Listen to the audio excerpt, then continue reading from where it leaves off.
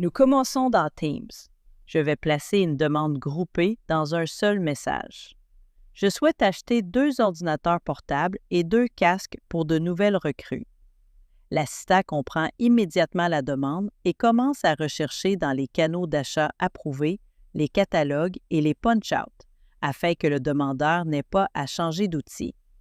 À droite, vous ne voyez que les options approuvées, les articles préférés et les fournisseurs privilégiés conformes à la politique. Maintenant, le demandeur peut poser une question naturelle pour faire un bon choix. Par exemple, je vais lui demander de comparer les articles et de me recommander un ordinateur portable standard. La recommandation est basée sur des critères d'entreprise, le modèle approuvé, la disponibilité et le coût total.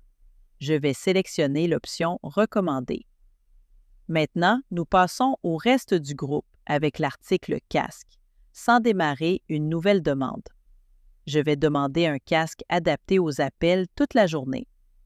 Même principe, il recommande dans le cadre de la politique, puis nous l'ajoutons en un clic. À ce stade, nous avons un groupe capturé comme un seul panier et une seule demande d'achat multiligne. Pas de demande en double, pas d'achat fragmenté.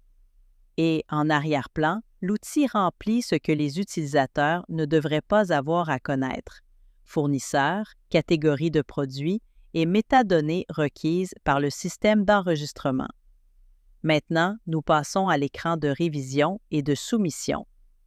Le demandeur voit tout clairement: ligne d'article, quantité, adresse de livraison et le résumé. C'est le moment qui importe aux achats. Pas de correction mineure, pas d'aller-retour, prêt du premier coup. Après la soumission, le demandeur peut immédiatement voir le parcours de la demande d'achat. Dans ce cas, elle va à l'approbation de son responsable. Maintenant, je vais passer à la vue d'approbation. Les approbations peuvent avoir lieu dans Teams ou directement dans l'outil d'achat guidé. Ici, j'utilise le chat Teams.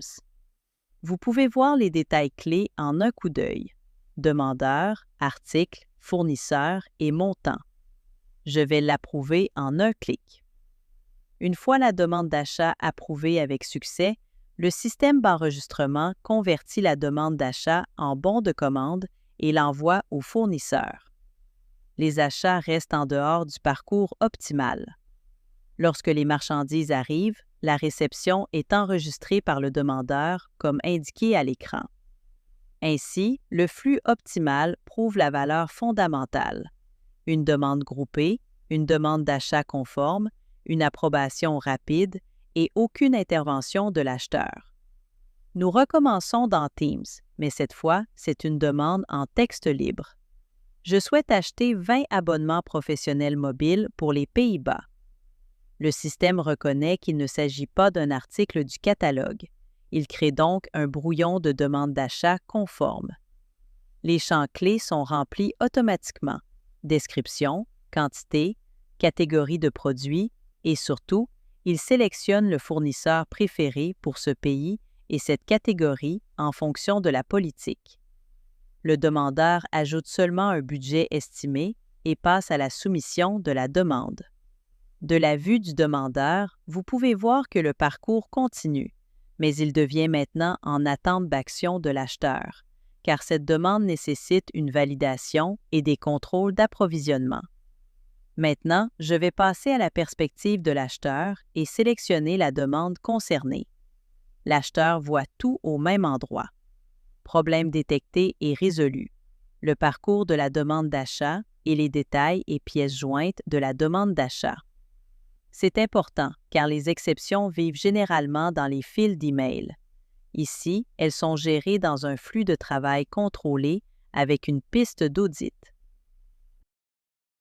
Premier problème, incompatibilité de devises. Et remarquez, il est déjà résolu. Il s'agit d'un simple contrôle interne. Pour cette entité, la devise autorisée est l'euro. Le premier code est revenu en francs suisses. Ainsi, l'agent a automatiquement demandé un code corrigé en euros sans que l'acheteur ait à le relancer. Et si vous voulez la preuve, elle est juste ici, dans l'onglet « Collaboration ». Vous pouvez voir l'email original, la demande de correction de l'agent, suivie de la réponse du fournisseur avec un code mis à jour. Tout est capturé et auditable. Maintenant, le code est dans la bonne devise. La question suivante est « Le prix est-il raisonnable ?» C'est là qu'intervient le problème d'écart de prix. Voici ce que l'agent a trouvé. Le fournisseur a coté 3 000 par abonnement par an. Et l'agent a extrait une référence de base montrant des forfaits typiques autour de 300 à 480 € par an. Donc, c'est environ 10 fois plus élevé. Maintenant, une clarification rapide. Cette référence n'est pas la vérité finale. C'est un contrôle de cohérence. Elle indique à l'acheteur que cela semble hors norme. Enquêter avant d'approuver. La politique et les approbations restent l'autorité. Et maintenant, l'acheteur a deux options claires. Soit accepter le prix, soit demander un nouveau code. Je vais opter pour un nouveau code. Maintenant, remarquez la limite de contrôle. L'agent prépare le message fournisseur, mais l'acheteur garde le contrôle. Un brouillon d'email est généré avec le bon contexte. L'acheteur peut ajuster le message et fixe un objectif cible. Dans cet exemple, je vais demander au fournisseur de me fournir un code pour 300 € par abonnement.